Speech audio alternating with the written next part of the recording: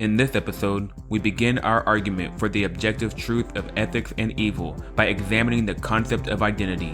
Welcome to the fourth season of the Bottom Turtle Podcast.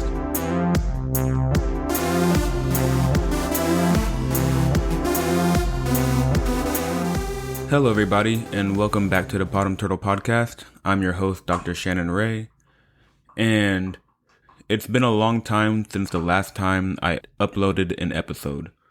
One of the reasons why I haven't really been in a hurry to do so is because I have known for a while that I was going to transition into doing this full time.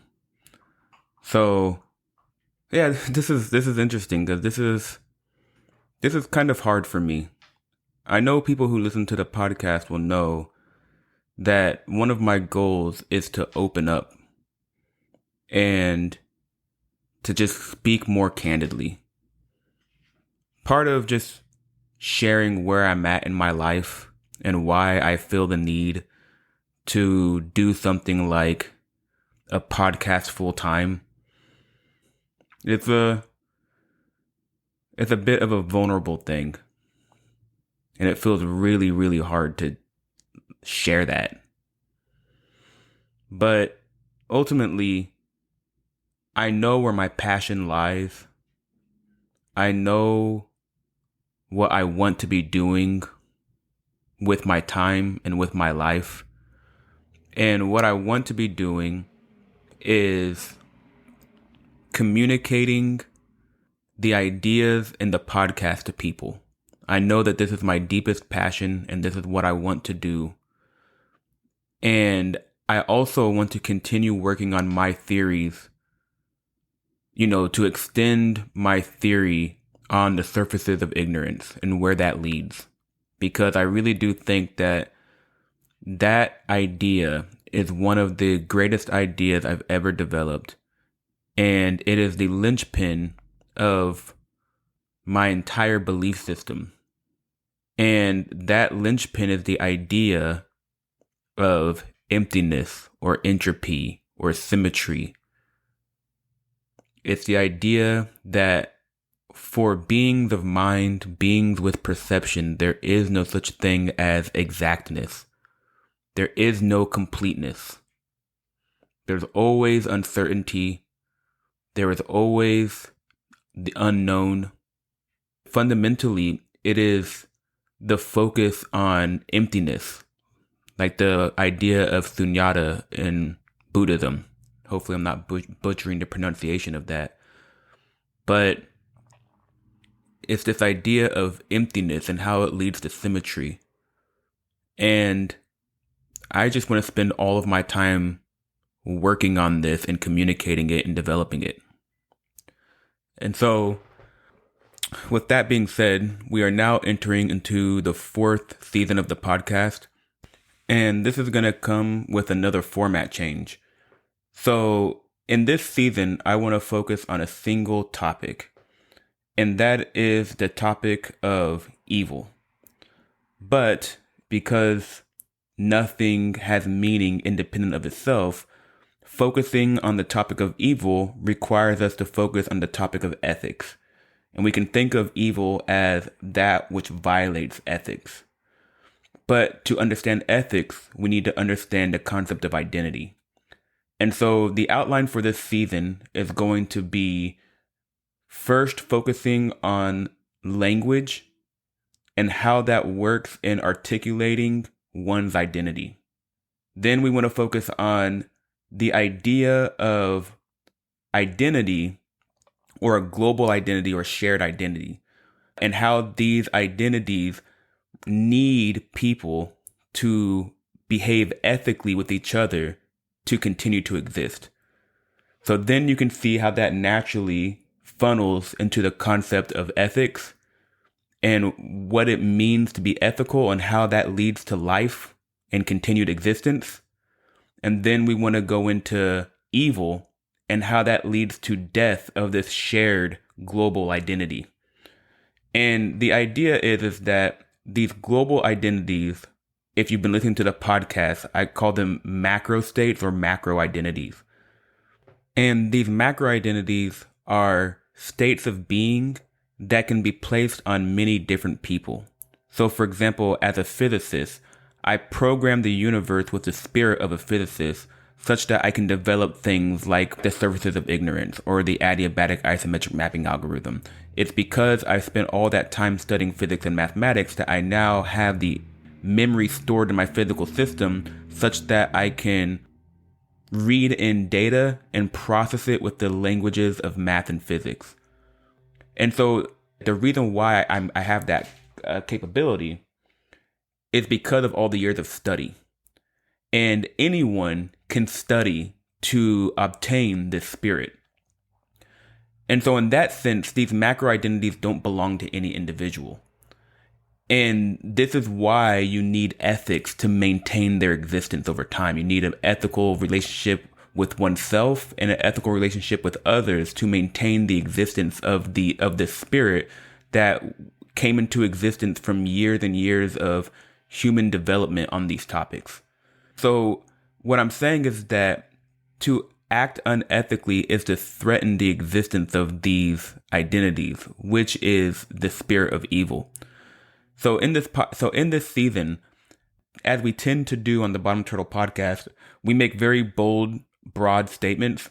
And the statement that I want to claim that we're going to do in this season is give the objective truth of ethics, like the objective ethics. So we're going to construct an argument for what the objective truth of ethics is, that it can be applied to all situations at all times.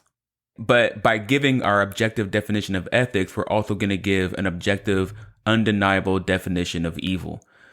And the reason why we're making the claim that we're going to make this undeniable is the way that this podcast works is we give definitions of words and concepts by looking at what I call meta level 0 data or observations. So one of the classic examples we use in this podcast is the idea that when you're listening to me talk to you, that I am programming you. But I'm not saying programming you in the sense that it's an analogy so that you can get an idea of what I'm talking about. I'm saying that I am literally and objectively programming you, and it's an undeniable fact. And the reason why that is so is because I can tell you a secret. You can carry that secret by walking to another room and tell someone that secret, which means that I had to have saved that information on your physical system like a memory card. So as you listen to my voice right now, I am programming you, and you are going through a trajectory in the space of all physical configurations that your system can be placed in. That is an objective fact. And this is how we construct our arguments and concepts in this podcast. And we're going to do the same thing for the ideas of ethics and evil. And so that's what you need to keep in mind in this podcast. Meta level 0 observations, and then we extend that into deeper meta levels by following logical arguments from obvious data that anyone can observe. Anyone can observe the idea of telling someone a secret. It's obvious. So in this season, we'll be bringing back the conversational format. Sorry for all those huge fans of my rambles, although I'll still have rambles interspersed within the season, but the season is broadly going to be a conversation. And my conversation partner is going to be my friend Ryan Scott. Ryan is also a physicist. He got his Bachelor's of Science in Physics from the Rochester Institute of Technology back in 2016, where he graduated with honors.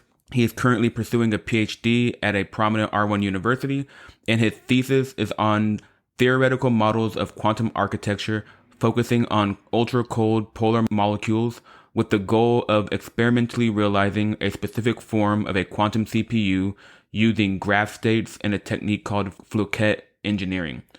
Although this is what Ryan works on for his PhD, it's not his passion.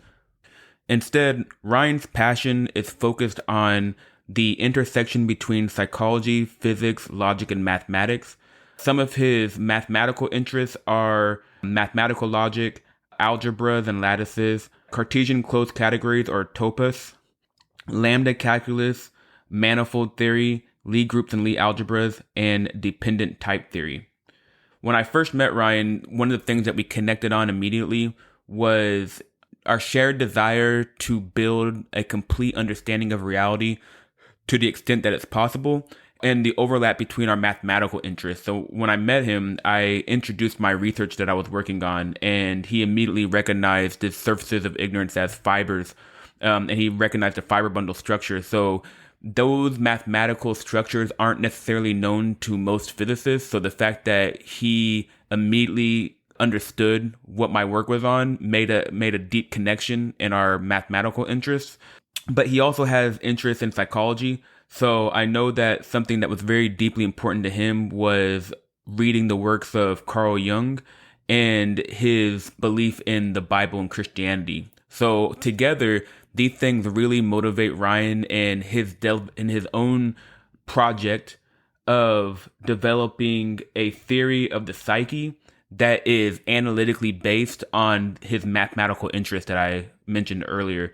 Largely, he always mentions that a big portion of it is based off this topos theory. So I don't know if I'm pronouncing that right, but topos theory. So I also want to mention that Ryan has his own YouTube channel called An American Analytic. I'll leave the link in the description if anybody is interested in checking out his work. And I'm really looking forward to going through this season with Ryan and formally developing these ideas of evil and ethics and identity, because the way that we've built our own models of reality, you can tell where we can stitch these things together at their symmetries. And I really enjoyed talking to Ryan when I first met him, because the degree to which we already developed similar ideas made it to where we could communicate very deep ideas and concepts quickly. And that's part of the thing about this podcast, is that I'm trying to develop a language that when you listen to the podcast, you come into relationship with my spirit and my ideas, such that when I use a specific word like spirit or programming or whatever words that I've used and developed throughout the podcast up till now, they will immediately invoke a very specific meaning in your mind, such that I can use these words and you will understand them in a deep way. So with that being said, I also want to mention that I'm moving over to YouTube as well. So this episode will have an accompanying YouTube video uploaded with it. And because I'm now doing this full time, I would really appreciate anybody who's listened to the podcast, who has grown with me over these past few years and who have really appreciated the work that I've done and gotten something out of it. If you could share this with people that you think would get something out of it, you could like and comment and leave a review on whatever platform you're listening to this on, because this would be something that would really help me in my future and allow me to live out the dream that I want to live, or allow me to live out the life that I want to live. So I would really appreciate that. It would mean a lot to me if you guys could do that. So without further ado, here is the first episode of the 4th season, and I hope you guys enjoy it. Peace.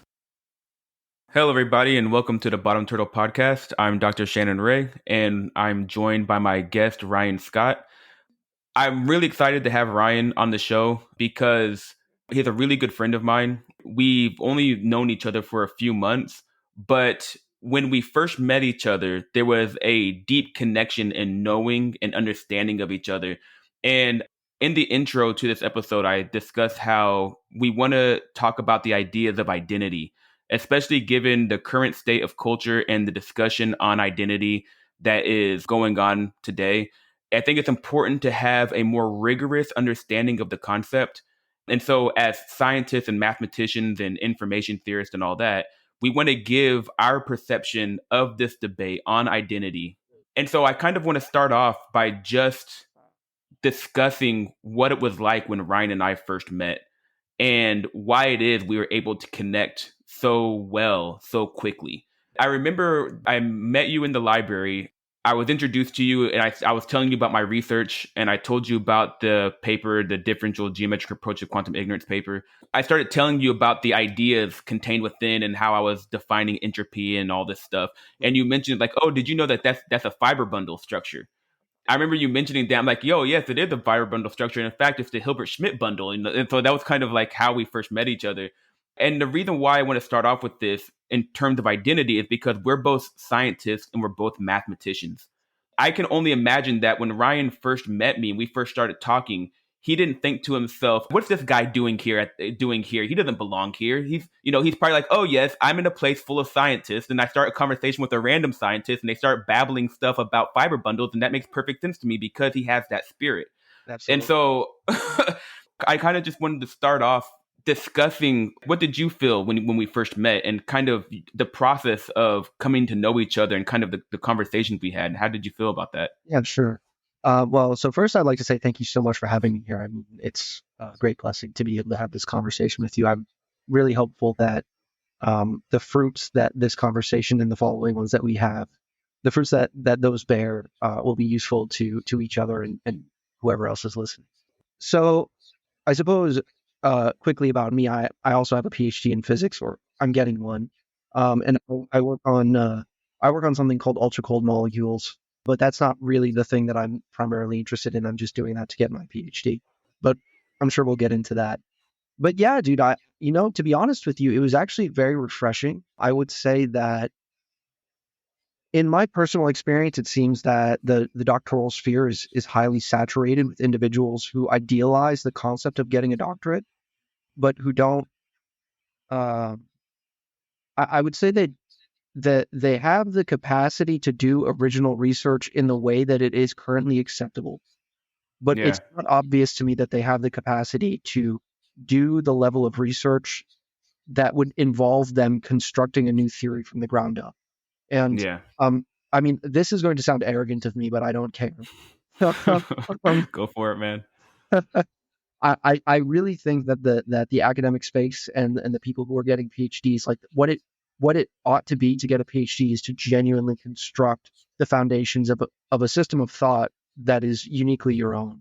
And that Yeah, doesn't mean that you need to reconstruct a paradigm or something so novel as to totally revolutionize everything. But I do think that it should be something that is really new, yeah. and not just differential extension of existing literature. Or what typically happens in our field, which is you create a cottage industry of a single concept, something, Yes, some toy model that you can work on, and you just keep yes, publishing papers on the yes, same model over and yes, over again so that you yes, can get yes, citations and yes, further your career, which is exactly, exactly the thing that exactly, poisons my soul to exactly. as deeply Yeah, as it's it like can let go. me introduce a tunability parameter and add a term that's proportional to the tunability parameter to the Hamiltonian, and then see what happens. Like, okay, like, but why? Like, well, maybe some Yeah. like new interesting thing on. Okay, whatever. Well, Um, that's actually funny because when I look at something like ResearchGate, which is basically Facebook for scientists, yeah, it's actually kind of demoralizing to see the sheer number of papers because all the papers are done very well. They're very yeah. technical. They're People put the their figures lives look great. and no one ever reads them. People put their lives into them, and no one ever reads them.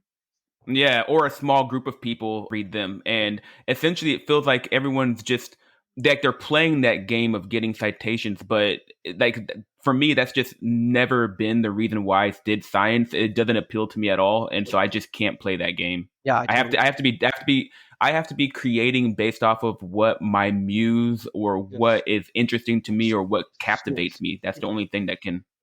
Sorry, this is we're kind of going off on a tangent. I want to get back to your actual question, but just as a Yeah. very quick remark and an aside, if you look at the nature of the research that was being done by people that literally everyone reveres 100 years ago, Mhm. you look at Yeah. Pauli's papers, you look at Dirac's papers, you look at Church's papers, you look at Klein's papers, you look at people that were like von Neumann, you look at people that are truly geniuses. Yeah. The way that they wrote their papers were much less formal. Yes. Ideas were a lot more intuitive. Like, it's easier for me to read those papers by those people. And I don't think it's because the concepts now are more difficult than they were back then. I think it's Hmm. because they were allowed to freely create the natural intuition, and they would go through the process of motivating things. I mean, the concepts are still difficult. Yeah. Yeah. Yeah. It's still doctoral level thinking, but they're Yeah. allowed to communicate like they're humans. They Yes, don't yes, yes. they don't have to go through this freaking let me put in 3 to 5 paragraphs about why the hell you should care about this Yes. random state that somebody wrote down 30 years ago.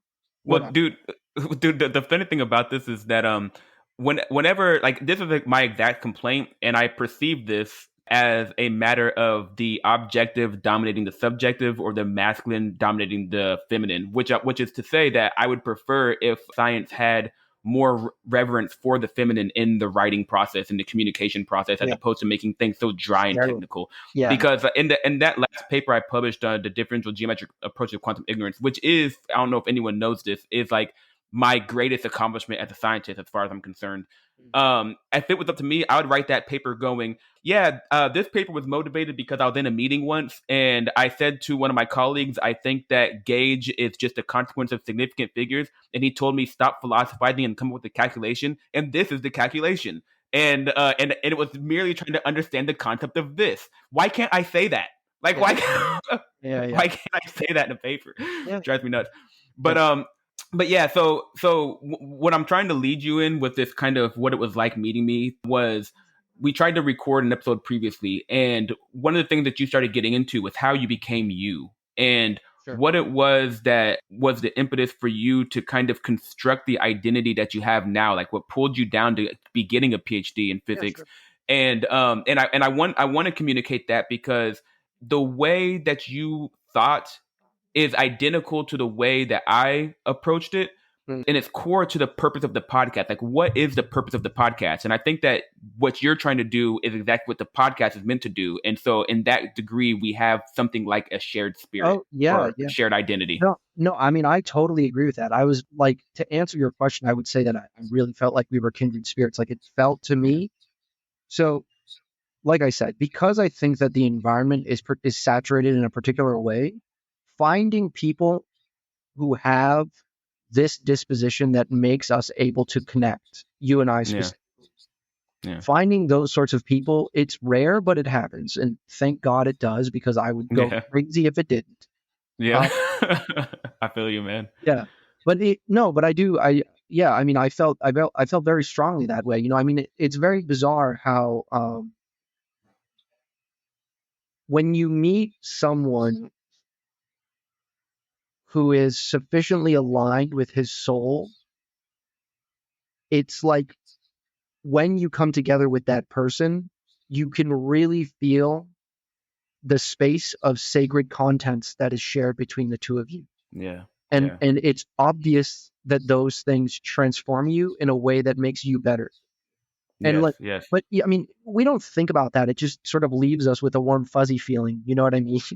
But we don't sit there thinking, wow, like I'm being transformed into my genuine self right now. Well, that's the thing. So the thing about that is, this is literally the point to the Earth, Wind, and Fire song Fantasy. Yeah. And it's saying something like, the fantasy is what you said. Someone is sufficiently aligned with the sacred element of themselves. Yeah. And when you meet another person like that, it's like, essentially, you have to think of it as, when you drill down to the sacred essence of oneself. Yeah. And if it is the case that sacred essence is like a well, and the water that's being drawn from the well, like you have a well, I have a well, and the stream or the water underground that it's drawing from the same source, that if you go down your well, you're going to find that same source. And so by idealizing yourself and meeting another person who's doing the same, you're going to find that overlap, and then you're going to see yourself. And that's why in the song it says, once you realize it's when you meet these people,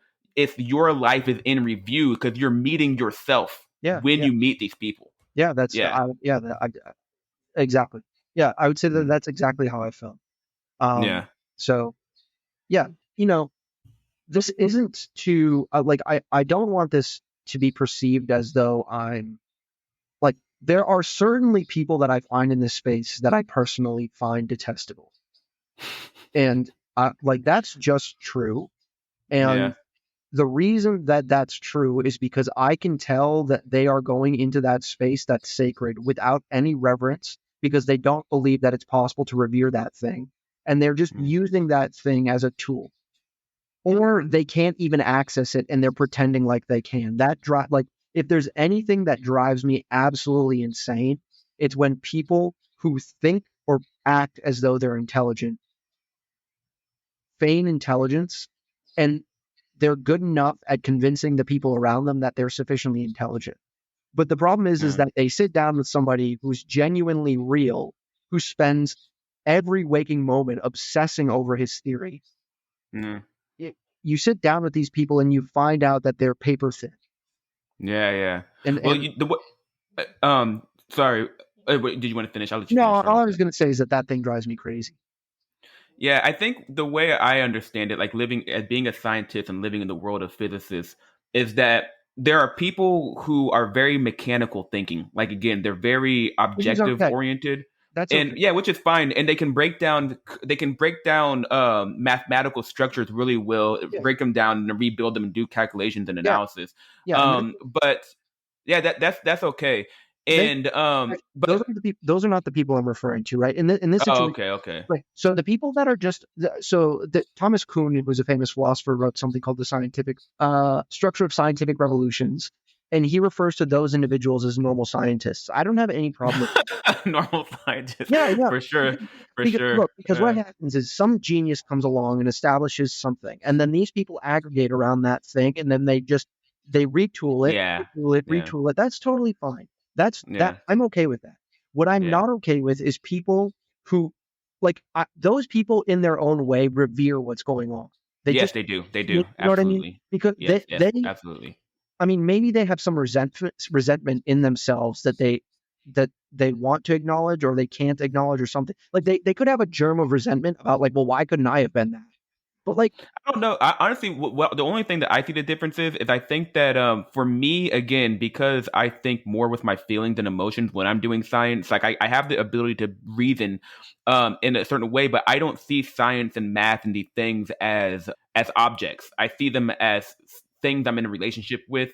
They're part of me. They're things I, that speak to me. I agree. They're yeah, and so and so from that, I have this difference in how I view the space in an emotional way. I have an emotional attachment to these Yes, things that yes, I is agree. that I totally yeah, agree. Yeah, which I'm not sure that other people typically do. yeah, but Yeah. yeah, but I think that that's true for everything in life. Like if you Mhm. have a strong instinct for sacred things, Yeah. then you just have to accept that there are many people that revere the same things that you do, but they just don't do it at the level that you do because they just don't have the depth of emotion. And I'm not, Yeah, yeah, yeah. and that's not a judgment on them. That's just how things are, right? I mean, Yeah, we yeah, yeah. all have our different faculties and different gifts, and we should all praise the Lord for those things. What Mhm. I'm referring to is that if it is true that there are people that have the capacity to revere this thing, it is also true by virtue of symmetry Yeah. that there are people who have the capacity to resent this thing and Mhm. who are interested in occupying that space in a way that is naturally corrupting towards the thing, right? And so it's Yeah. like you're trying to be in a relationship with your soul, and this Mhm. institution is supposedly constructed to facilitate that specific relationship. And when you Mhm. see that being occupied by people that lie, cheat, steal, pretend, Yeah, defame, yeah. delude, distort the essence of that relationship, those Yes. people exist. They're not all over the place. It's not in the majority of them. Certainly not. But the people who are the most successful, in my personal estimation and in my experience right now, the, not all of them. Mhm. It is a non trivial segment of the people that are most successful in science right now that are of that disposition. Interesting. Yeah, it's actually interesting because the flow of the conversation that I had in mind, I didn't necessarily think that we'd jump right into the concept of identity, but in the concept of identity as structured in the more technical way that I Yeah. want to introduce into the podcast Okay. later. But what you're pointing to is something like we have the spirit of science. Like you're a scientist, I'm a Yes. scientist. And when we're children, we get motivated by it and we have reverence for it and we want to Yeah. be a part of that Yeah. world. Yeah. And there's a whole structure that's created where people who have are stewards of this Yes. spirit. Like Exactly. humanity has collectively constructed the spirit of scientists and all the knowledge that's constructed associated with it. Yeah. We're like priests.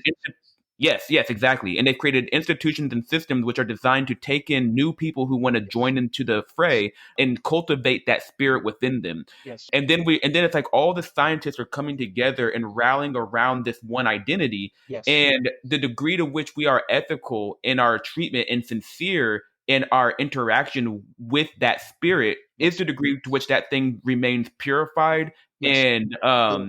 and Yeah. stable over time, Yeah. such that it can continue to be embodied by Yes. newcomers Yes. and perpetuate its Yes. existence over Yes. time. Yes. Yeah. Yes. Yeah. And I mean, it's worth noting that it's worth noting that the dynamic of corruption of any spirit is like there's a meta dynamic which exists for any spirit that gets established and then it will slowly decay over time and it Hmm. requires renewal. Yes, yes. You have to It put like energy into the system. yeah, it's essential that the thing gets renewed, right? And so Food, essentially. what? Food, Oh yeah, essentially. yeah, yeah. And so Yeah. in my darker moments, I look at this conundrum that we're in, and I shake my fist at the sky, and then I think very quickly after that, I don't want to be Cain, so stop that, Brian. Yeah, yeah, yeah. Yep, yep, and, yep. and, and in my better moments, I look at this and I think, well, my God, aren't we so blessed to be able to be the ones who get to pull the dead father up from the depths and revivify him? Like, Yeah, yeah, would yeah. there have been like basically we get to imitate Christ in one of the most precious actions. I mean, we're going to cover this at the end of the season, but we get to Oh, for sure. we get to imitate Christ in one of the most precious actions in the whole of his mission, Hmm. which is the resurrection. Like Oh, yeah, yeah, yeah. Interesting. we get to be there for that. And I mean, uh that Hmm. God has really blessed us to be able to be in this circumstance as a consequence. I mean, there are so Yeah. many trials and tribulations that come along with it. I mean, wouldn't it be great if everything just worked the way it was supposed to, damn it? Yeah, yeah. But That's not what makes life fun. Life yeah. is the struggle and the suffering makes life fun. But so, one of the things that words we've been using is the word spirit.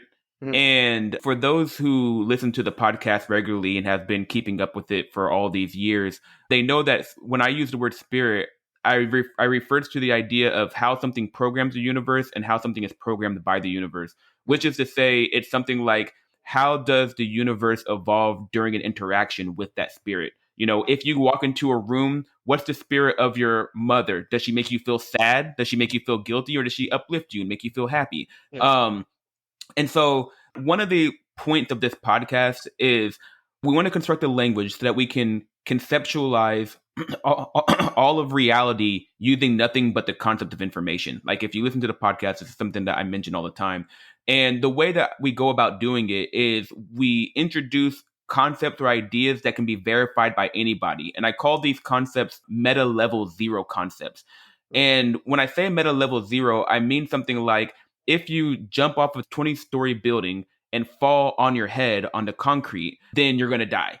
Yeah. And it doesn't take a genius to understand that. Everyone understands that's how it works. If I take a And wine glass and throw it on the ground, it's if you going to don't shatter. understand, you do die. Like What's that? if you don't understand, you do die. So If you don't understand, you do that. Yeah. So these are things that are so obvious that anybody can verify them through simple yeah, observation. yeah, And so when I'm defining the concept of spirit, I'm defining it in a way that's associated with how something programs the universe and how it's programmed by the universe, which is to say you can observe what spirit is being embodied based off of its fruits.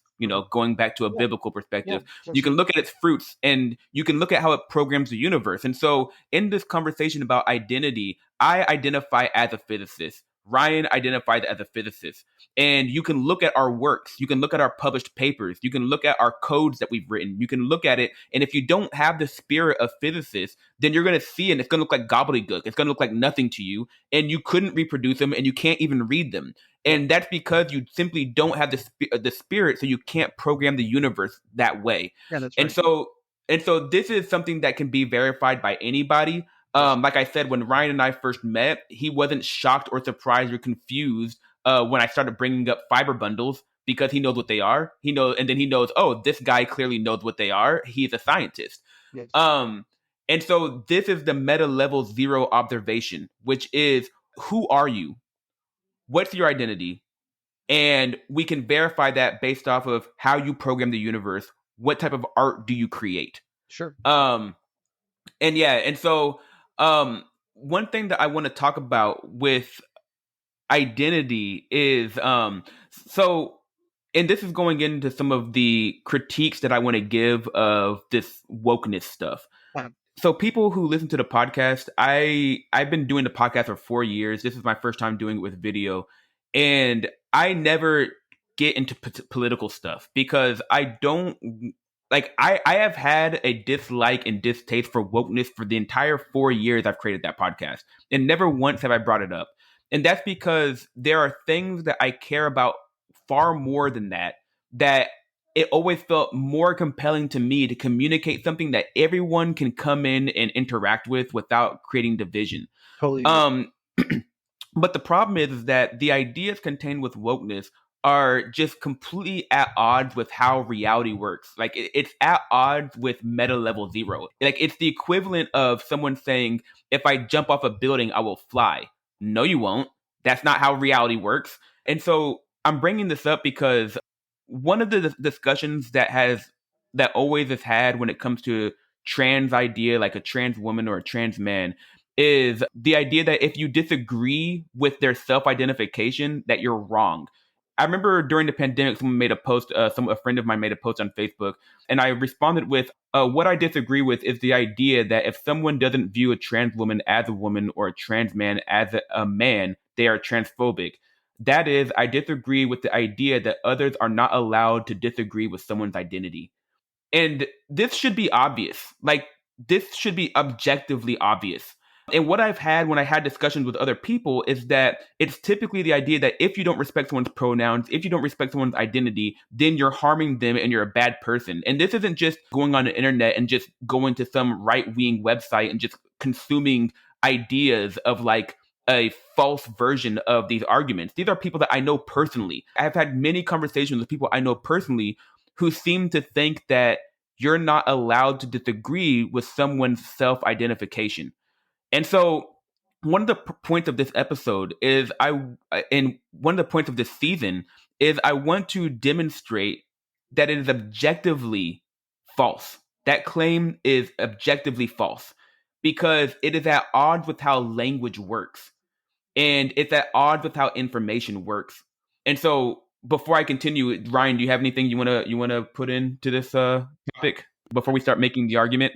Well, yeah. So I mean, there's always I feel like a broken record on this, but I mean, not for your viewers, but of course Yeah. for us, that as soon as we start to try and conceptualize the problem by means of a logical reasoning or something like that, then we've totally missed the point of the thing to begin with. Okay. I mean, like you and I have already done the work, which we're going to do for the audience specifically to show how these things are different presentations of different psychological tones, right? Like this critique that you're trying to offer up is fundamentally derived from a psychological frame that's inherently masculine in its tone. But what you're trying to do is you're trying to provide a critique that's being generated by a psychological frame whose tone is fundamentally feminine, right? And Yes, so as yes, yes. soon as we adopt this disposition, it's like we're getting ready to go to war with women. Well, so before we go down that path, because if the words that Ryan is using are triggering people to be like men, man, women, blah blah blah, and they start getting upset, we're gonna just break down our model of the feminine, the masculine later on in the season.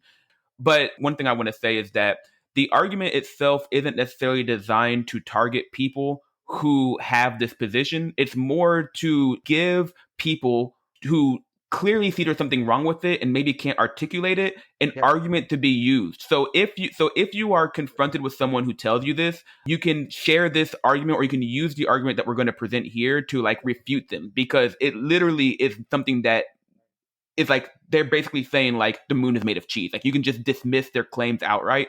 And another thing is part of this idea of this masculine disposition, though, like this construction of the argument, is that it's the idea that to build consensus so that we have a shared reality, a shared perception of reality, a shared Yeah. language, Yeah. you must create objects.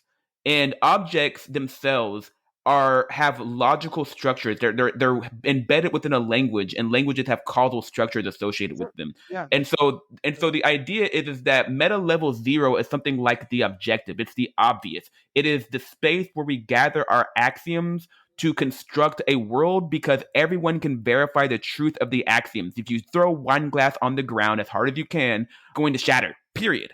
You know what I mean? Like, and so that's the purpose of these arguments. So, Ryan, if you want to go ahead and add No, something. no. Yeah, so I mean, I totally understand where you're coming from, right? Like the idea here is that what we would like to do is establish what our individuals or what our elementary particles are so that we can actually do the dynamics, right? Because Yeah, there's no yeah, point in us arguing over whether or not a quark exists.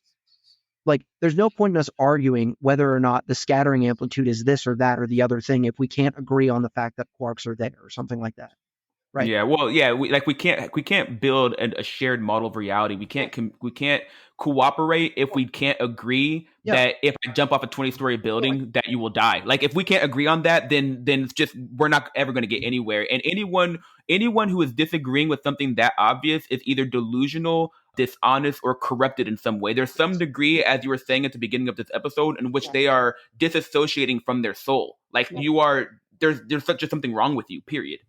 yeah, that's right. But And we're trying to point out that the nature of the claim that you've done something immoral by disagreeing with someone's self-identity, the nature of that claim yes, is in apparently, accordance with yes. believing that if you jump off the building you won't die. That's how insane it is. Yeah, it's predicating everything on top of a contradiction. 100%, I totally agree. Okay, Yeah, the yeah, only yeah, thing that I'm cautioning or that I'm trying to push back on here is that if one finds oneself in an argument with an individual who is trying to maintain a contradiction as the basis of their worldview, then yeah, the point of the conversation is not rational, and it's yeah, yeah. not its aim is not to convince you of the truth of their claim. And What it's not. And the aim is not to build consensus and to No, yeah, not create a it's none of shared that. No, no, no. reality. In its worst form, it's the functional purpose of something like that is to tyrannize you into a position of shame and guilt, so that you will agree to whatever delusions the other person has built up, so that they don't have to do the difficult work of understanding why their model of reality is wrong. Yeah, In yeah. its worst That's correct. expression, that's where it's coming from. Okay, Yeah, and that results in the worst possible collections of human behavior that we have ever recorded in all of human history. That yeah. is what that produces. Okay, Yes, so yes. you shouldn't screw around with it. You know what I mean? Like, it's not something that we should take lightly. But the other thing that I want to say is that you shouldn't, or we should be very careful not to extremize that the other person is like I would say that probably 9 times out of 10 when the person is operating out of that space, they're not operating out of that space because they want to delude everyone. There are Hmm. people that do that, and those people are evil, right? Yeah. But most people are intense internal pain, and it's so hard for them to go inside of themselves and face that thing because it takes an immense amount of courage and an immense amount of effort to And sacrifice. to retool that thing, right? Because essentially what it is if they've attached their identity to a falsehood. And Yes, so it is the case that if the truth is shown on that falsehood, yes. then and you want to be aligned with the truth, then you have to sacrifice that identity. And the degree to which you've attached Feels your like identity, yeah, which you feels like die. Yes, yes, yes. it feels like dying. So And it is a legitimate death. The spirit associated with the yes, delusion does yes, die. It's a legitimate death. like Jordan Peterson has a great point on this because he talks about this very specifically. And he says that sometimes he's speaking about it in the context of an analogy with dead wood. So you can look it up, right? But Mhm. he's basically saying Yeah, the analogy is essentially look, there are certain forests where if you don't ever have any forest fires, then the trees' seeds won't fall and all the dead wood won't burn away.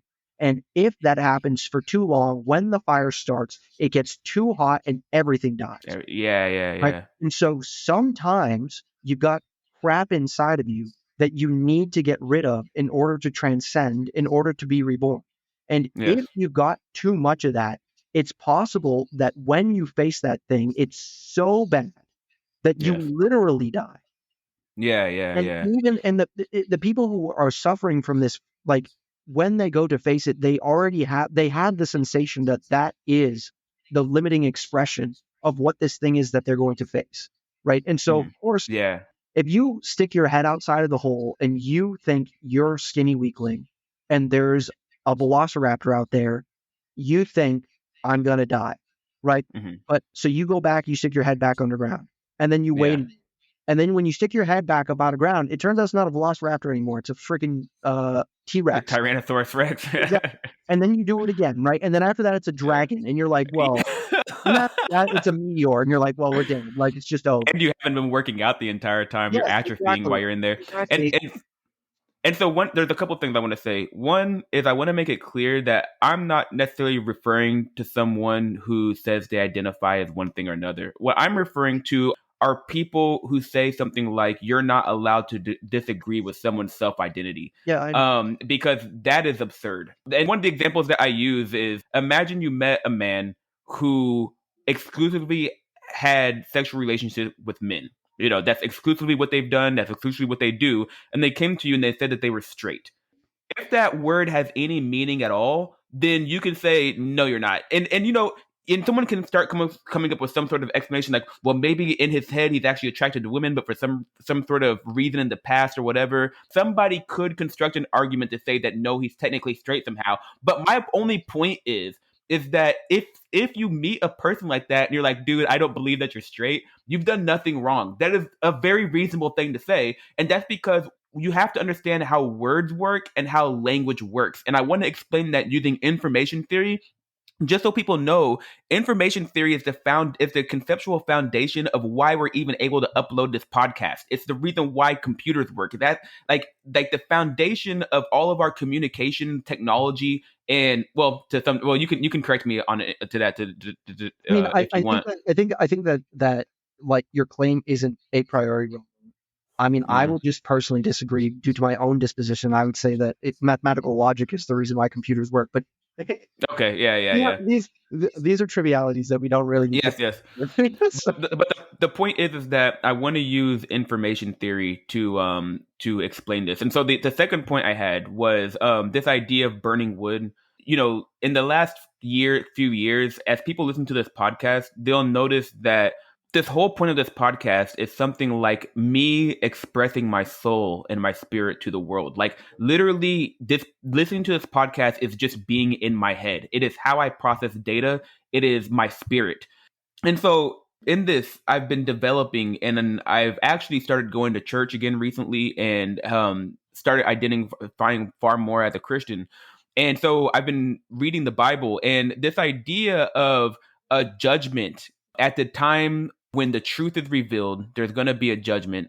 And the degree to which you have been doing this process of sticking your head into sand and not addressing the rot in your soul is the degree to which the medicine or the treatment for that rot is increased. And in Malachi, they mention it very specifically, where it's like, it's always something like, oh, here you're about to have a judgment. All of the things that are part of the enemy or part of the basically the spirit of Satan that you've cultivated in yourselves will be burned away and smashed under the feet, and then all the good stuff will rise up.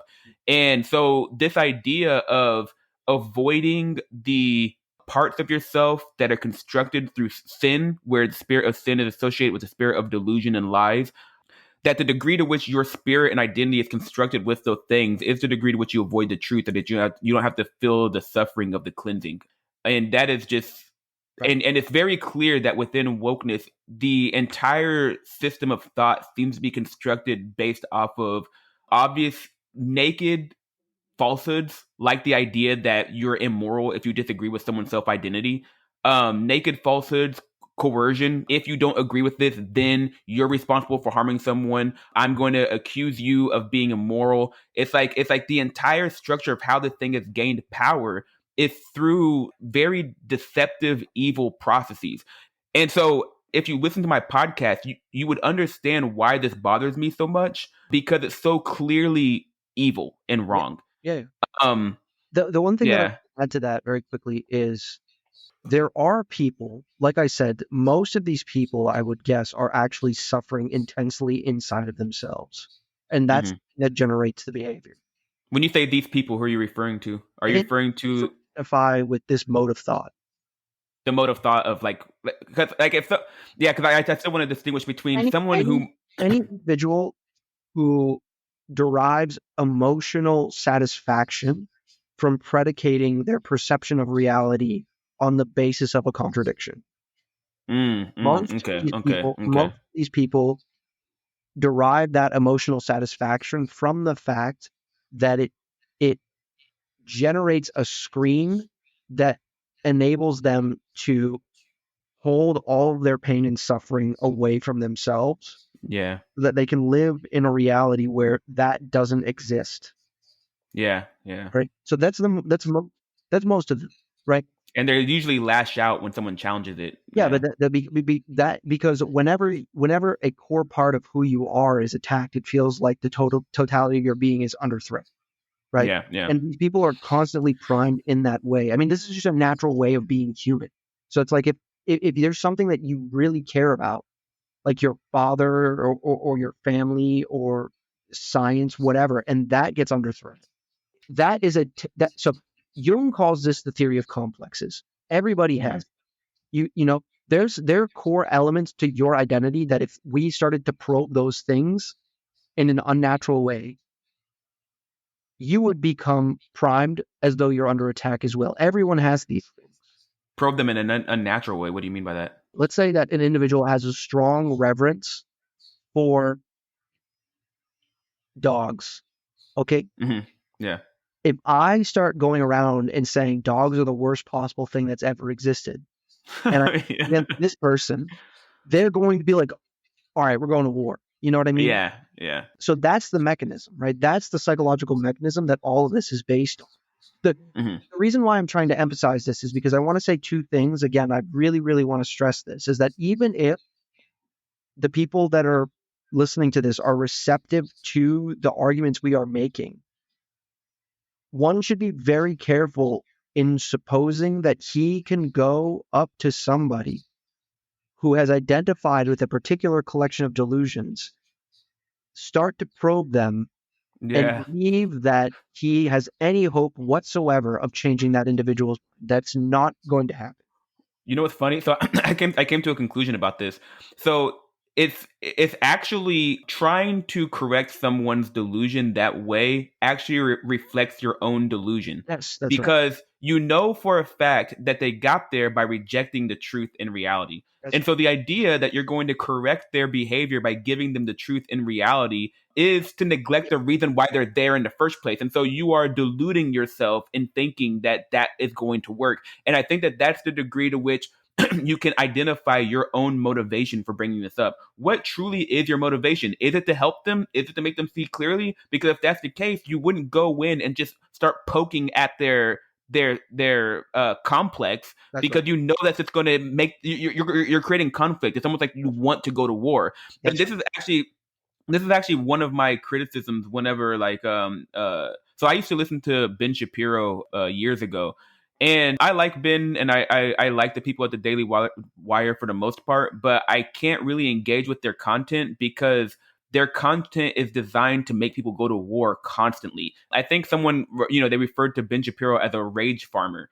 And I think that's correct. And it doesn't help anything. And all it does is incite people to hunker down in their position. And so I don't like it. It's too negative, and so I don't really interact with their content anymore, because So it's all it does is like infect my own soul. I don't no, like it. I totally agree.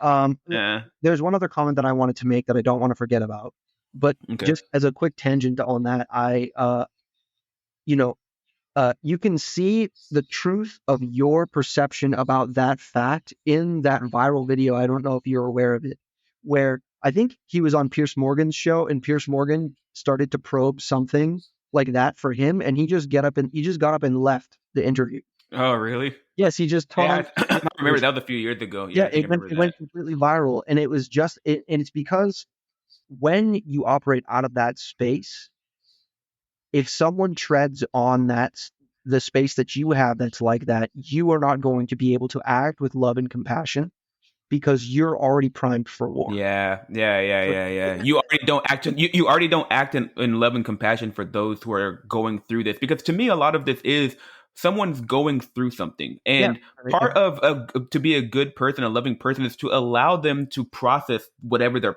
going through. And when you give someone the freedom and the space to kind of just be how they are, and maybe what they're doing is a delusional, maybe it's dishonest, but if you really love them, then you kind of like try to give them compassion, and like you said, you don't just come up to them and start poking them with their complex to make them upset. Right. And so to me, a lot of this is not designed for those who are trapped in this way of thinking. It really is designed for people who, when someone comes to you and says you're a bad person for not affirming someone's identity, you can Yeah. just say, I just absolutely reject that. That is just absolutely not, that's nonsense.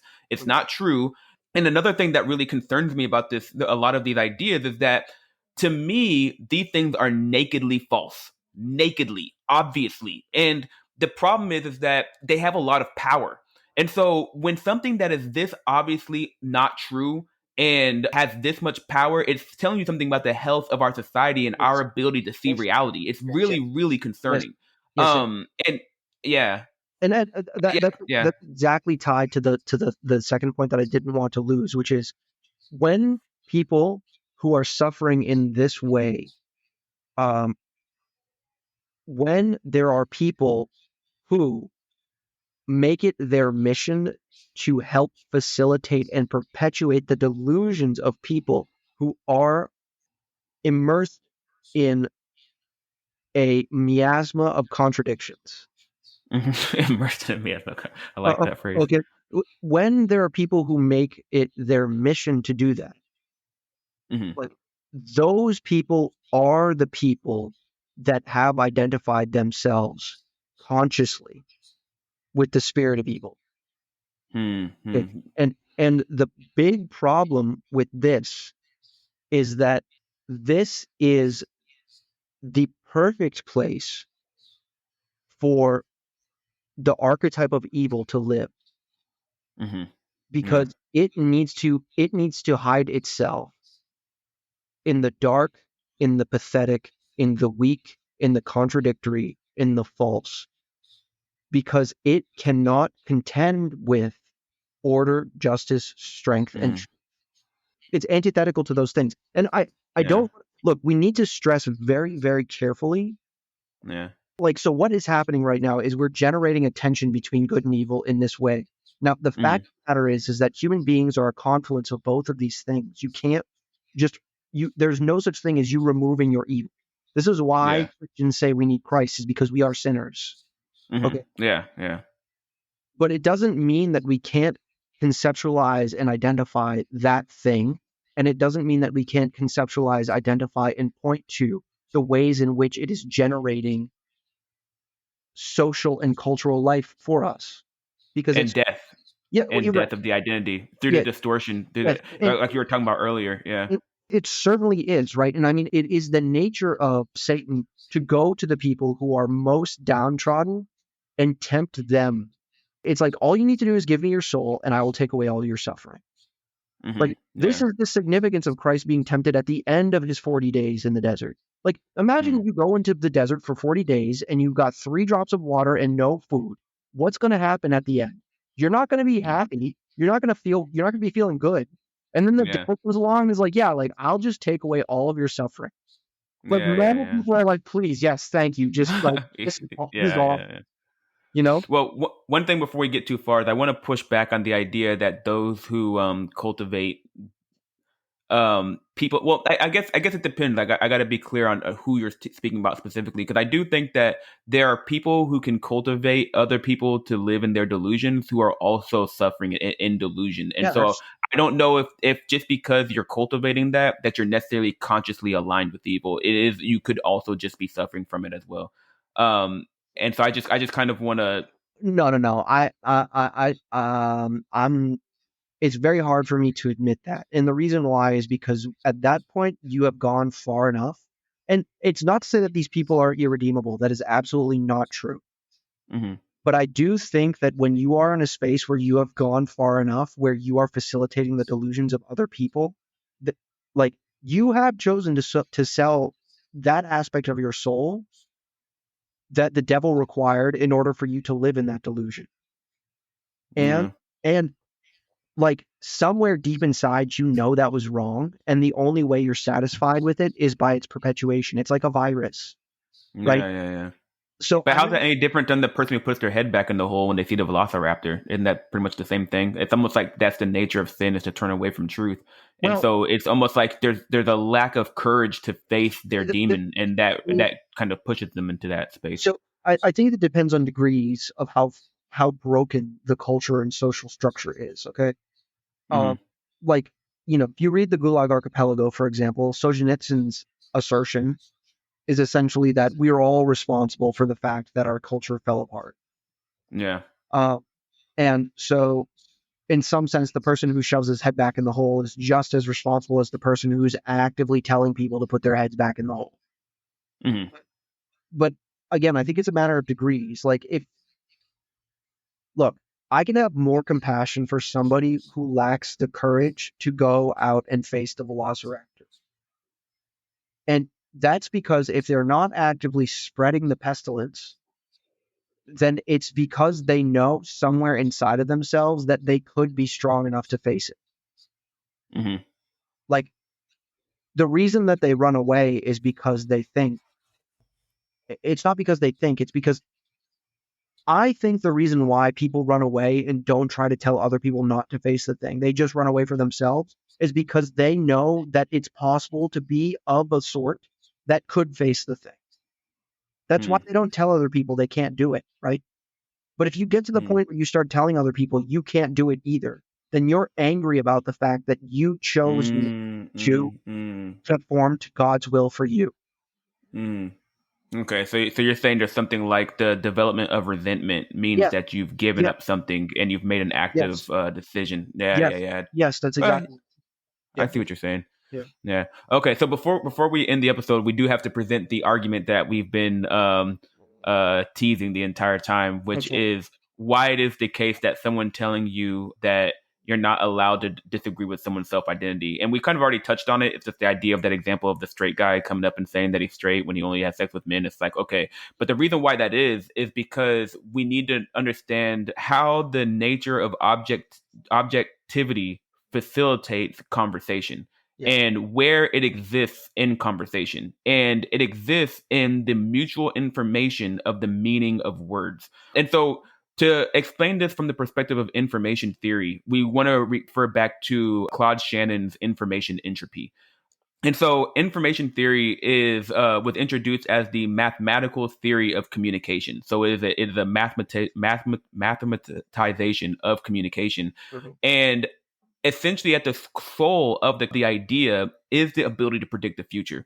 So in information theory, the amount of information received during a communication is defined by the amount of surprise. So it's associated with how surprised you were in the communication. yeah, And the reason why you get information is because there must be uncertainty for you to gain information. So it goes to the idea that when you're trying to look at a measurement outcome, you want to look at a measurement outcome, yeah, if you already have full information as to what will happen, then when you make the measurement and it gives you what you expect to happen, you're not surprised. So that means you didn't learn anything because you already had the information, you already knew.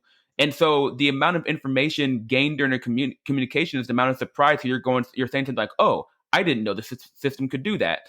And so one of the ways to understand this is like imagine you had a coin and you don't know what the distribution is on that coin. It's not a fair coin. It could be a weighted coin, but you don't know what it is. And so you go, okay, someone's giving me a coin. I don't know what the weighting is on the coin. So you start flipping the coin. Let's say you flip the coin 998 times. It lands heads every single time.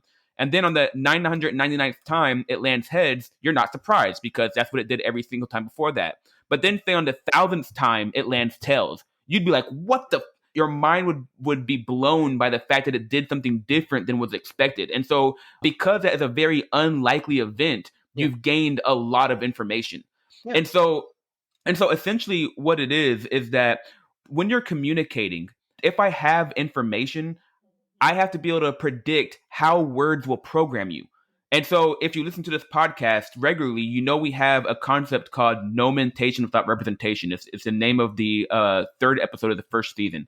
And the purpose of that idea is that mentation is associated with mental state and representation is associated with physical state.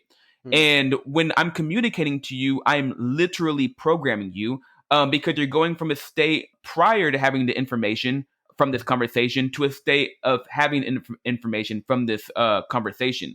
And so you know that I'm physically programming you because I can tell you a secret. And if you walk into another room, you can tell someone that secret, which means that it had to be stored on your physical system like memory on a memory card.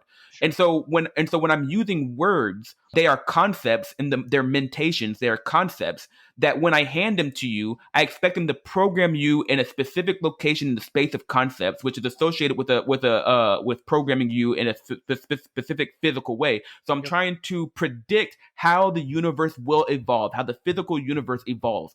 That's how it works. And so when the reason why you can understand what I'm saying in this conversation is because the meaning of the words in English are not dependent on how you feel and how I feel. I mean, they are to some degree. There's always entropy. There's always a degree to which when I'm using a word, you might think of something different. But the fact that this conversation doesn't come to your ear that's pure random noise means that there is some degree to which there's overlap between the meaning of the words. Yeah. And so the process with which you make meaning in English, the syntax or the punctuation, the way that you create Yep. sentence Yeah. structures in English, those are also independent of how individuals feel. Yep. And so the point is that objectivity comes from shared mutual information, which means that these words are shared. They don't belong to anybody. And because of that, the way information works is the context of the information given points over here versus over there. Right now, what I'm providing is a critique of wokeness. I'm not giving you a recipe for banana bread. And so the words coming out of my mouth are pointing over here versus over there, which means that it's excluding the conversation about banana bread. And so the nature of information is to exclude because it's essentially a vector in the space of concepts. And so what I'm saying is that if there is information, then there has to be the capacity to exclude in a way that is independent of anybody's feelings. And so when someone comes to you and says that they're straight when they only have sex with the person of the same sex, you can be like, no, you're not. Because for that word to have information, it has to have meaning independent of how people feel. And it has to be able to discriminate or exclude. And so essentially what I'm saying is that if someone who's biologically male comes to you and says they're a woman, those words don't belong to them. And so because those words Well, if they're for us to have for us to have a shared reality such that I can predict how these words are going to program you, there must be a degree to which the meaning of the words are independent of how people feel. And so someone can't demand that you use a specific set of words. If you have any critique over that over what I just said, then please No, go for I it. mean, so I think that the sketch of the argument is more or less correct. There are modifiers that I always want to add in, such as perception of objectivity is contingent upon our nature. But I do think that if the individual who is listening to this can be aware of the fact that he is making the things that we are saying intelligible to himself, and that it is not contingent upon us to do that for him, the literal English words means that there's something about him which has the capacity to make sense. Mm-hmm. And if it is true that there's something about him that has the capacity to make sense, then it is certainly true by virtue of the construction that there exists a mode of orientation towards reality which makes reality coherent, right? Mm-hmm. So it doesn't prove Yeah. that the totality of reality can be subordinated to this intelligence, but it does prove that reality can be made intelligible in some sense. Yeah. And Mm. and that construction is the thing which is contradictory with the claim that we can build reality on the basis of a contradiction. Mm-hmm. Yes, Right? yes, yes, Because yes, in yes, order yes. to be able to communicate the idea to anyone else that we can base reality on my delusions, it Yes. requires for the transmission of content which I cannot control. Like it's a backhanded Yes. effort to tyrannize the other person. That is what it Yeah. is, right? Yes. And so to break down what you're saying is essentially you're saying something like for information to be communicated from one person to the other, there must be something like a structure independent of, like, in other words, like, how does language work? It's a way of packing and unpacking information. And so that system for packing and unpacking information has to have something like an objective causal structure. Oh, yeah. When this, then that. And so, what was that? Sorry. So let me just make so everything you're saying is correct. We spoke about this previously, where I want to modify when we speak about language as an information conveying tool.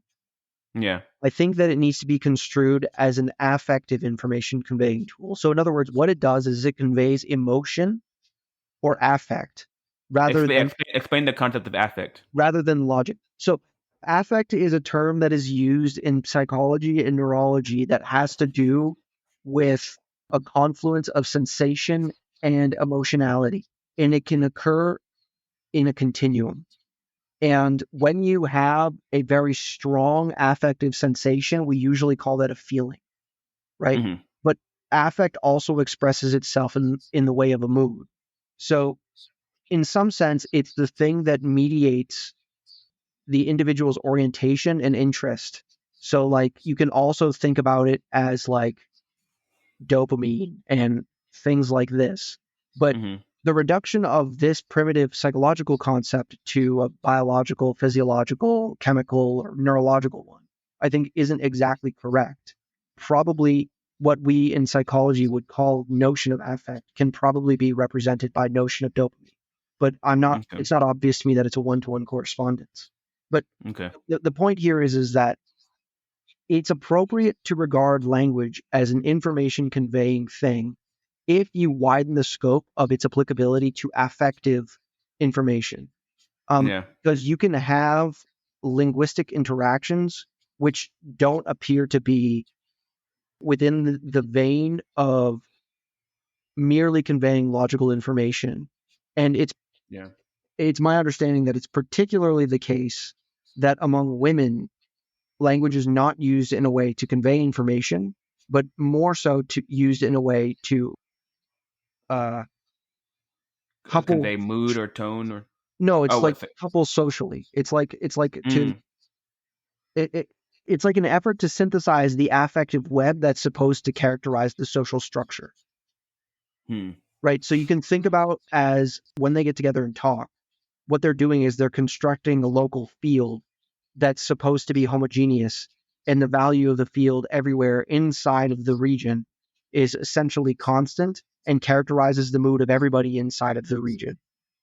So yeah, they're trying to create a See, the yeah. way that that expresses itself is like, oh my God, did you see what John did last night? Like Man, you're gonna get a lot of crap for this. things like, look, this is what I mean. Everyone, everyone does this. It's just more prevalent in women than it is in men. I mean, Yeah. that's how it I is. know.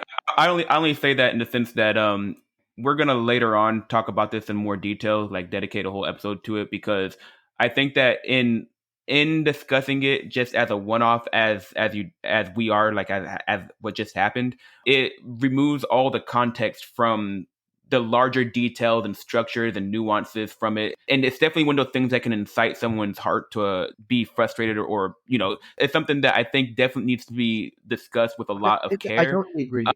Yeah, We're just trying to yeah, provide. I'm just trying to provide pointers and boundaries. Like, look, if an individual doubts the things that I'm saying, this is okay. It's yeah, totally okay. But I would encourage the individual to consider the reasons for the doubting. Like, yeah. if I am wrong, then I'm willing to admit it. I mean, it's totally possible that I've misunderstood something, but I don't think so. Yeah. Okay. Well, I think it's funny because I think that creating a cohesive social web is also something of like this objective It's an mechanical information conveying structure. thing. It is an, Yeah.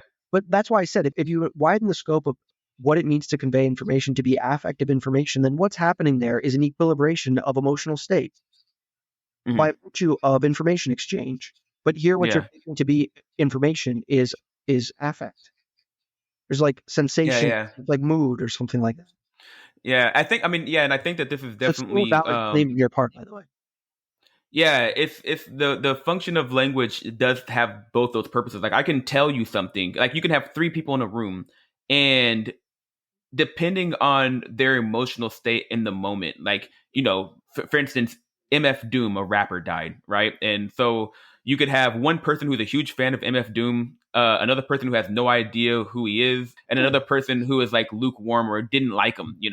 And so you walk into a room and you tell them that the information content is the same, but the affective response is different for everybody. yeah, exactly. Um, Yeah, and so information does have this dual purpose to where it conveys something like naked, cold, structural information, but also conveys emotional packets.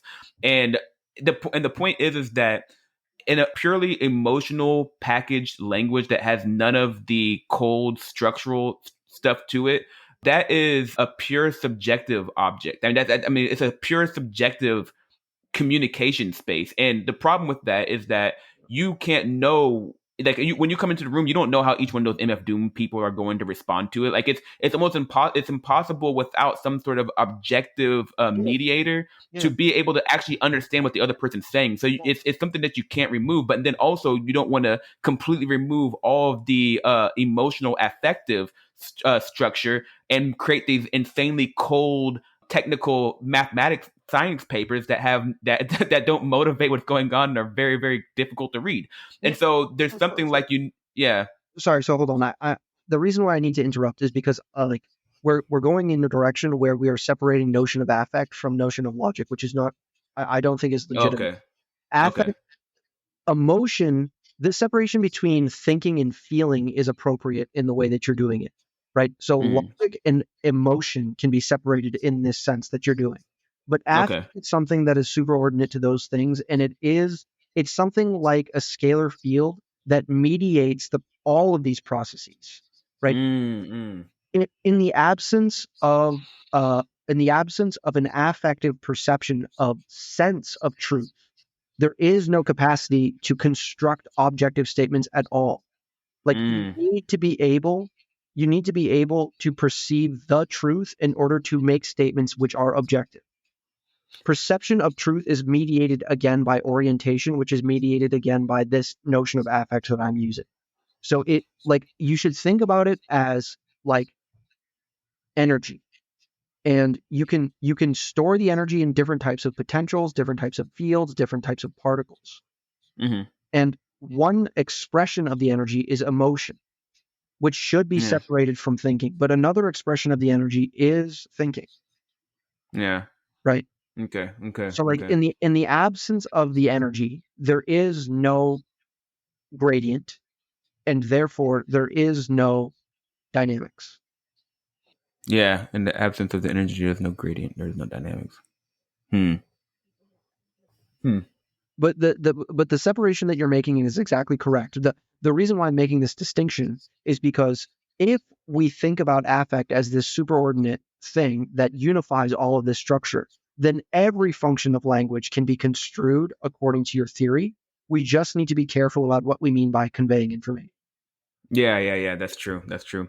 I think ultimately, and I don't, honestly, it's funny because whenever I try to communicate this argument, sometimes it flows naturally in a very clear way, and I'm not sure if I made it as clear as I'd like, which is the argument as to why someone can't tell you that you're a bad person for disagreeing with someone's identity. And essentially the idea is that where does objectivity come from? Yeah. And or not necessarily where it comes from, but how does it manifest in communication? Like, such that we are aware of the existence of it outside of throwing a wine glass on the ground. Like, how do we know it exists Yeah. in social Yeah. communications? Yeah. Yeah. And we know it exists in social communications because when you hear this recording, the words I'm using point your mind in a specific location in the Yes. space of concepts. Yes. And it's only because the meaning of the words that I'm using are independent of how I feel about them and how you feel about them to some degree. Yes. And the point is that language is allowed to evolve, words are allowed to change. And in a fair society, the way that works is through something like a marketplace of ideas where you're allowed to create art, you're allowed to create a movie, write a poem, you're Yes. allowed to write an essay, you're allowed to do whatever you want to try to shift, to try to take your art and have it gain power by spreading its meaning or its existence on as many people as possible. Like you're storing memory on all these memory cards, and that's the mutual information. And that is a process that requires a respect of the other people, such that if they don't want to incorporate your idea into them, they don't have to. And the idea that someone's going to come along and change the meaning of man and woman and then demand that you accept this is, as far as I can tell, only an attempt to dominate you with their subjective feelings. And as we're going to go into the season, That's right. part of the point of the season is to communicate the spirit of evil and the spirit of ethics. Mhm. And what does it mean to be ethical to other people? And so at the beginning of this conversation, we're talking about the fact that we're scientists. And Ryan was particularly talking about people who seem to not have reverence and actually abuse the spirit for their own personal gain. Yeah. And so there's a degree to which your shared language it's associated with how you process data, and how you process data affects how you program the universe. It affects what spirit you occupy, and it's something like when we all come together and agree that this word means this, we've created an object. We've taken our subjective freedom to define that word, and we sacrifice our subjective freedom to enter into a relationship with each other such that we all have an agreed object or an agreed language, which then allows us to have an agreed spirit or an agreed model of reality or an agreed sense of reality. So it is the thing that creates glue. Like, think of objectivity as like this gluing factor that is created through agreement. And so, because it's created through agreement, it's something that if you respect the subjective freedom of the individuals who've entered into this contract, who've entered into this identity with you, if you respect that, Mhm. then you don't go around trying to dominate them with your feelings about a word. Like, I can't come to the physics community tomorrow and say, all right, guys, proton now means derivative. That's how I see the word proton. So that's what it's gonna be used for now. And if you don't use it that way, then you're a bad person. It's like, that's not how this works. That's not how language works. Like, who made you God to come in and start controlling how these words work? That's insane. That's right. And so this is the degree to which I'm saying, like, this is nakedly unethical, and it is at odds with how language works. Mhm. Because, yeah, I mean, I don't know if I can make it clearer than that. But if Ryan, if you want to try to contribute something to make it clearer than that, please No, do. no. I mean, I think I don't think that we can clarify it beyond the fact that the individual, like the we cannot do the work for the individual listening to become aware of the fact that he is understanding the things we are saying. Yeah. Like, literally, the argument that we are making is like the only true contingency of the argument is probably that, right? Yeah. So, Whether or right. not whether or not someone wants to understand it. Look, because we're not making a universal claim, we're making an existential, Hmm. right? Because what we're claiming is not that the totality of being is order. We're claiming that there exists order in being. And the Hmm. only way, the way that we prove that there exists order in being is we exhibit a construction that indicates that order. And one way to exhibit such a construction is to point the individual who has the capacity to affect constructions in the direction of the particular construction. And like, literally, that's us saying, like, hey, wake up. Like, Hmm. you know, Yeah. Well, when you say the construction, you mean the construction of like how language works, or? no, the construction of becoming aware of the fact that you are intelligent, or you are making intelligible to yourself that which we are saying to you. Hmm. Like, just be aware of the fact that you understand what I'm saying. As soon as you are aware of the fact that you understand what I'm saying, you must realize that it has nothing to do with me. Mm-hmm. Like, I'm not there. Yeah. Like, I'm not there in your mind facilitating this connection, this construction. And I don't, Yeah. it's irrelevant to me what sort of mental models you want to use to understand that you are understanding. Yeah. The, Yeah. it's the mere fact that you are understanding that's sufficient. Because as soon as that's true, then it immediately implies the existence of the necessity of order of being. Like it Hmm. immediately implies it, because if there was no order at all, you wouldn't be able to make To intelligible understand. anything. Yeah. Yeah. Yeah. No Yeah. one would Yeah. be able to do anything at all.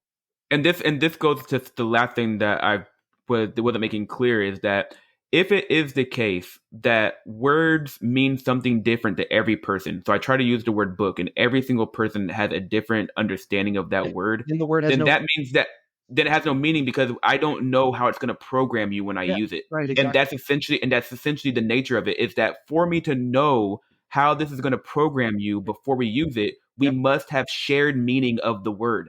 Yeah. And the degree to which that's not the case is it's like you were talking about coherence. If every single word means something different to every individual, then there is no communication. It's pure chaos. That's There's right. no predicting the future. There's no information. Yeah, that's right. And that's the essence of it. Like I don't know if That there's any no, that more. And that's yeah, that's exactly right. And the only other thing that I would point to is that Jordan Peterson's book Maps of Meaning um, also makes this exact same argument and rigorously outlines it and grounds the argument in actual neurological data. So, mm, like, even though we are coming at the problem from a different angle with a different substance and a different set of proofs, we're making the exact same claim. So it's not like we're in a void screaming yeah. something that no one else has ever thought of before.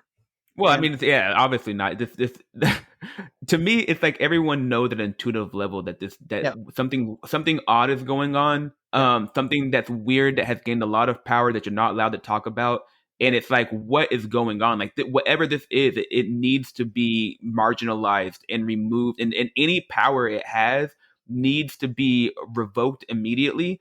yeah, And anyone that you hear who passionately makes the argument that you're a bad person because you're not using a word the way they think you should use it, or you're not accepting someone's identity, you need to be very like, whoa, what's going on here? That something has captured them, something that is basically unholy. Like something has captured their spirit to make them think that they have the right to dominate you, and then also reject just the basic nature of on how words work. yes, that's right. Sorry. The reason why I'm laughing is because it reminds me of a meme where some, I think it was an English woman. She was sitting down. She's a journalist. She was sitting down with the Pope, and she asked the question, "Are you guys ever going to consider allowing women into the priesthood?" And he leans over his chair and looks at her and goes, "No." And that ends. What made you think of that though? um, because I'm sitting there imagining being in the room with some individual who's of the sort of mind that you are trying to push back against.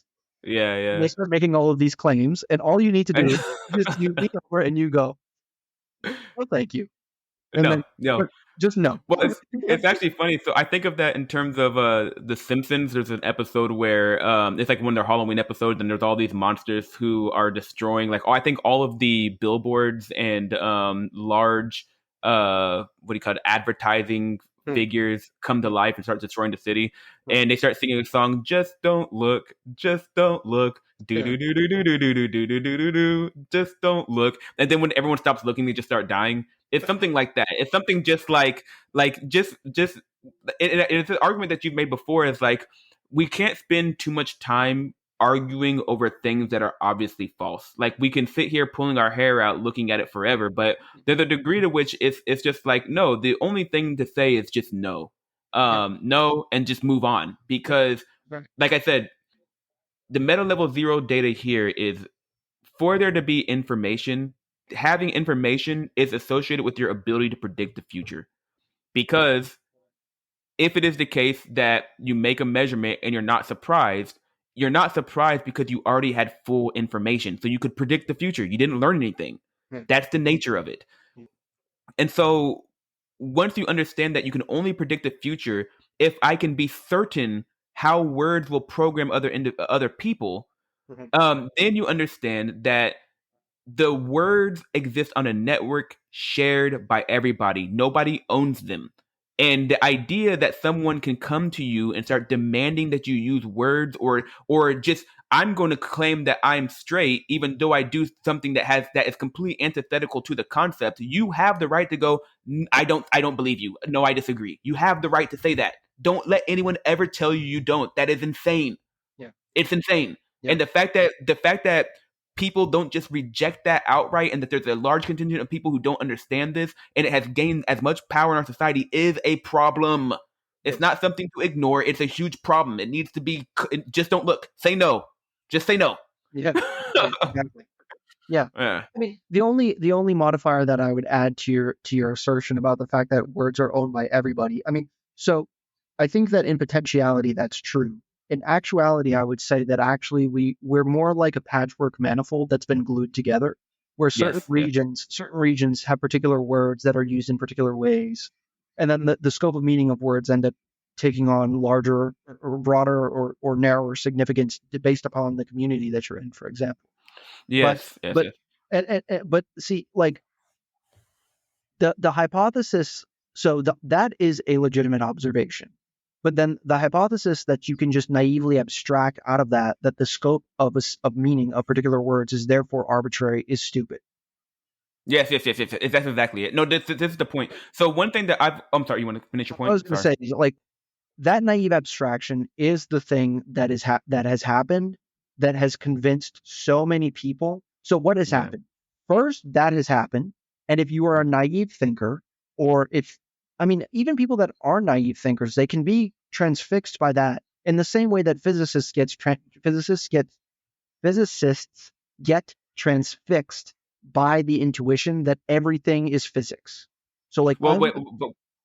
But before we move on, I just want to make it clear that what you're saying, what the thing that you're talking about that's getting attached to, is something like there is an existence of entropy in words. Like clearly, when I yes, use a word, I don't know exactly how it's going to program you. Clearly, there's yes, always a degree of uncertainty, and so I always say this: um, people like what you're saying is that they identify that there's uncertainty in words, and then they conclude that there is no objectivity, and there is no meaning to anything, which is wrong. And so if you perceive it like this, that objectivity exists, or objective truth exists, but absolute truth does not exist, or absolute meaning of words.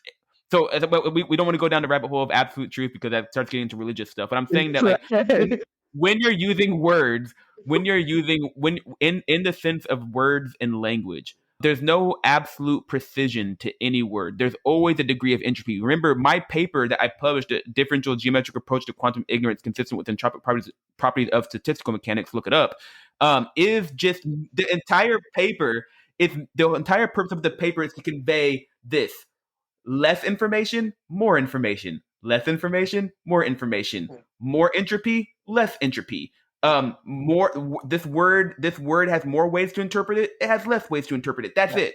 yeah, But the existence of the fact that the word has a set of things that are consistent with it, such that when I use it, I don't know exactly what it's going to program, doesn't change the fact that it's pointing over here and it's not pointing at Smurfs. So it's objectively pointing over here, and it's yeah, not pointing absolutely. And yeah, just because, yeah, don't ever be tricked by that. That is also dumb as hell. yeah, yeah. That's yeah. No, So sorry. Yeah. no. That's totally true, right? Like, see, all I'm saying is that, like, okay, so you can take a particular word and you can outline its semantic scope, and it's theoretically possible that the semantic scope of a particular word is variable in a smooth way, Yes. right? Yes. But then you can also abstract out the underlying word. And if you do that, then you have a function of two variables rather than one. The first variable is the radius of the scope of semantic meaning, and the second is the actual word itself, right? So as I vary Mm. the word, I can imagine I fix the semantic scope of all words, but then vary the word, then the radius of the thing is going to vary as a function of me varying along the word. Oh, Along wait. Say that. You're going too fast. The audience is not going to understand that. So it's slow that down a little bit. Okay, so what I'm saying is that basically, if I take a particular word, I can imagine it has a given semantic scope, which you are Yes. denoting. Entropy, Yes, uncertainty. you're Yes. denoting by the circle Yes. or the disk. Okay, good. So theoretically, the disk can vary as a function of time, in the sense that like the word dog can mean more things. Like, you know, 30 years Yes, ago it yes, just means an animal. Now it's like, yes, yo, yes, yes. what's up, dog? So like, of course, Yeah. it Got you. has Yep, yep, yep, changed, yep. Yep, right? yep, yep. But it still means the animal. So in that Yeah. sense, it's gotten broader. Not it hasn't merely shifted; it's gotten broader, right? And so if you fix the word, then the radius of the disk can be thought of as a function of time. But what you can do is you can imagine, well, let me take a particular instance in time. Then Yeah. the disk associated with each word is fixed, Yes, yes, right? yes. But now I can think about changing the word that I'm working with, and Hmm. then look at what happens to the semantic scope as I'm changing the word. So, When you say change the word, how are you changing it? Is I this a mean, like I go smooth from dog change? Like, to cat, like okay, dog, okay, okay, okay. All right, like that's all right. I That's all start I at need to dog, know. I change it to cat, and then I look at the Yep, yep, semantic scope. Well, this yep. notion of yo, what's up, dog? I don't say yo, what's up, cat. Like, if I'm Yeah. talking to somebody named Katrina or Catherine or something like that, you know. Yeah. Good point. Yep. Yeah. So yeah, so obviously, dog it has a wider semantic scope in that particular context than the word cat does, right? And Hmm. that's because we're fixing it at a particular time. But then that means that actually you have two dimensions of freedom. The first Hmm. dimension of freedom is the radius as a function of time, and the Hmm. second is the radius as a function of the particular word. Yeah.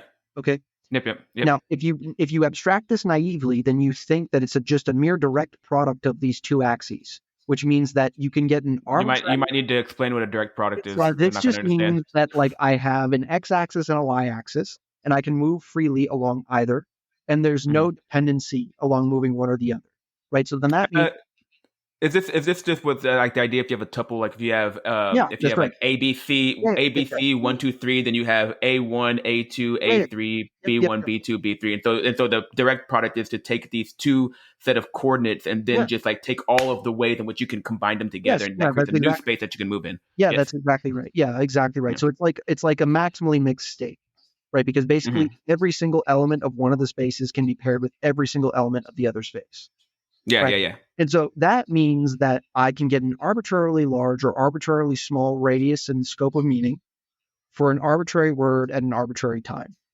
which means that you Hmm. have total freedom to construct scope of meaning for any word at any moment. Oh, so the direct product here is associated with the two freedoms, which is Yes, time and word. yes, Okay. yes, right.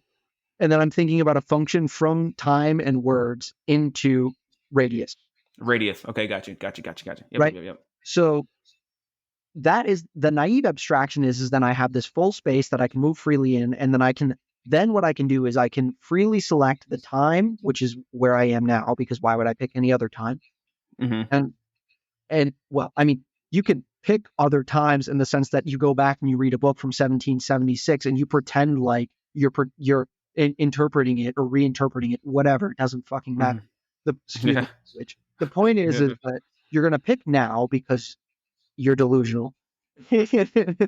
And you're going to think I can pick whatever word I want and then I can associate whatever meaning I want with whatever word I want right now, Yeah. because Yeah. this construction means that I have total freedom. And what we are saying is very, very strongly that construction is a false, bad, wrong, and naive application of the principle of induction to something where the abstraction is valid. And Hmm. actually, what's going on here is something more like something called a vibration, or I mean, yeah, it's more like a fiber bundle, which people can look at if they want.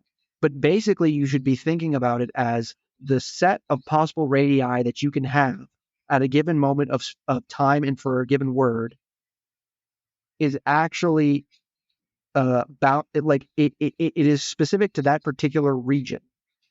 And Hmm. you only get this decomposition locally. You don't get the decomposition everywhere. So you don't get Hmm. total freedom. You just get a little bit of freedom. Yeah. I guess so when I explained it, just the idea of objective truth versus absolute truth when it comes to word or objective meaning versus absolute meaning, I felt like that. So I felt like that was sufficient to understand the idea of just because you've noticed that there is some freedom doesn't mean that you have absolute freedom. So in this construction with the product and the radii and all this, what's the essence of what it is that you're trying to demonstrate as being absurd to No, no, claim? no. Because I think I lost it at some point in time. No. The essence is the exact same thing as the claim that you're making. What I'm trying to do is give a mathematical example to prove that there exists formal constructions Mm-hmm. that satisfy your claim. Oh, okay. Yeah.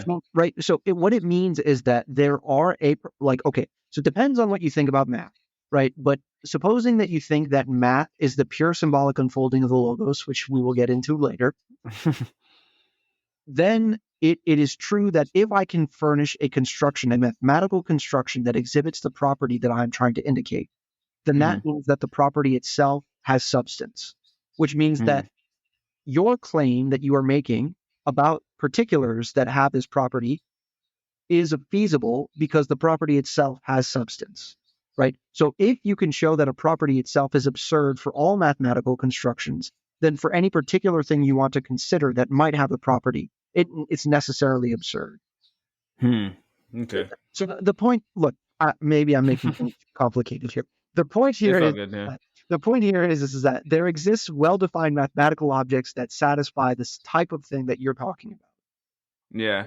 The thing that you can infer from that is because there exists things in the abstract that satisfy this, then that implies that if a concrete thing exhibits this property, it's plausible that it can exhibit the property. Okay.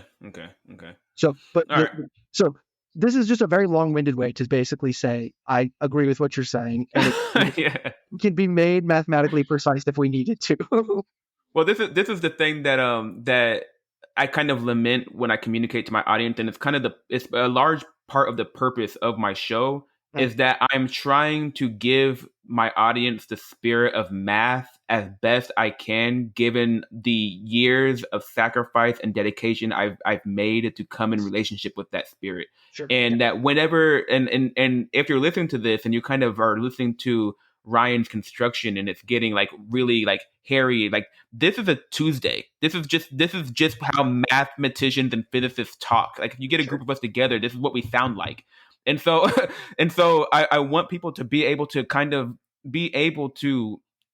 I don't know how many people know PhDs in physics. I don't know how many people have been at a conference and just listened to a group of scientists sit together and pass ideas among each other. It's really fascinating because the average person it's gonna sound like Star Trek gobbledygook nonsense because it's like we live in a completely different world. We have a completely different spirit, and on topic to this discussion is that the world of mathematics has very precise language. Yes. Like I always tell people that mathematics are precise language makers. If someone was like, I need someone to create a precise language for me to communicate for my business or something like that, yes. Who can construct it? You'd go to mathematicians. They will construct to you the most precise thing.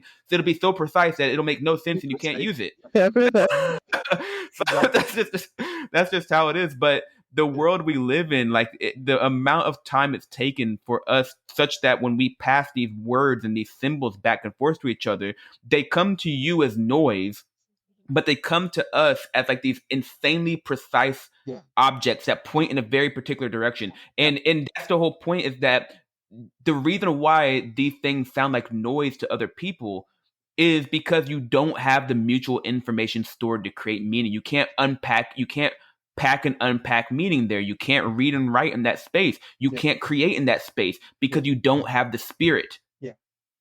So I think that might be a good place to end. And I feel like the episode went okay. It covered a lot of things that I wanted, and I think that it's probably best that we didn't jump into the full scope of what we wanted to do, because that would have just been far too much information in one episode. But Ryan, if you have any parting, I'll give you the last chance to give some parting thoughts and how you feel about anything. Or I mean, I think that we focused on I think that we did a very good job of focusing on the core things that we want to touch on. I would emphasize that I'm really thinking about this particular episode as a sort of, I mean, it's meandering, but it's really more of like an introduction to the concepts that we want to flesh out. It's a scatter shot. This is actually how the podcast season usually goes. It starts off with like a scatter shot and then a honing in on the idea. Yeah. Yeah, Yeah. so I think that that's fine. With that being said, guys, I hope you enjoyed the episode. We will be doing video from now on. I'm shocked that there were no clear, obvious points of failure in the conversation where we had to like start everything over. I think I pretty much uploaded as is. So, for everybody, I appreciate you. If you got anything from the episode that you enjoyed, please like and share. And if it is the case that you know somebody who, or you know people who would benefit from having this argument from information and how it works and how language works and where objectivity comes from, to just say no. Or if you think that it helped you in being convinced that you can just say no to people who demand that you use words in a specific way, please share it with people. And if you did get that emotion, that feeling, please like it and please subscribe to the podcast. I'm Dr. Shannon Ray, and we're joined by Ryan Scott. And as we always used to say, stay turtling, my friends. Peace.